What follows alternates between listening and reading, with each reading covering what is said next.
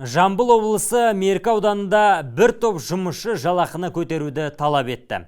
Мердігер қытайлық компаниясы 3 жылдан бері еңбек ақыларын өсірмеген. Жолшылар жағдайымыз жасалмаса, жаппай жұмыстан шығамыз деп шарт қойды. Жұмысшылардың арызын Данияр Әлімқұл тыңдап келді.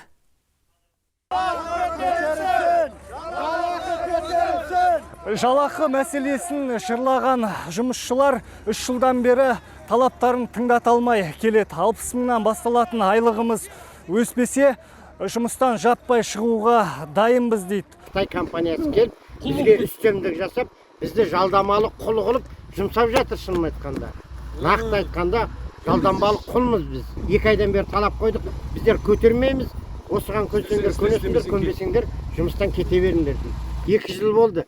Спец одежда киім киген емес, біз өзіміздің киімімізбен жұмыс істедік. Берілген жоқ, ондай жоқ. Мысалы, қазір сөйлеп жатыр. Кім сөз сөйлейді, алдарына шығып, мысалы, арызын айтады, мысалы, шығарып береді.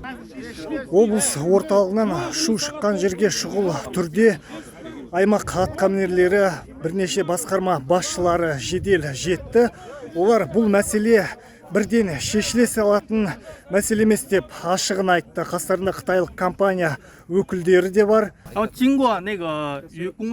Біз 206 шақырым жолдың жартысын саламыз. Бұл 39 миллиард теңгенің жобасы. 2017 жылдан бері құрылыс заттары қымбаттады, сондықтан айлықтарын көтере алмадық. Бұл наразылықты басшыларға байланысып айттық. 3 күнде жауабы болады.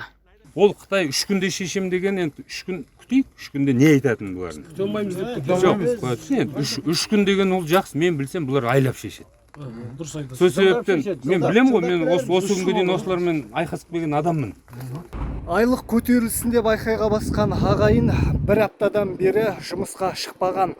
Сондықтан мына базаларында техникасы тұралап, тоқтап тұр. Олар талаптары орындалмаса, жұмысқа шықпауды жалғастыра береміз дейді. Данияр Әлімқұл, Айбат, жаңалықтар қызметі.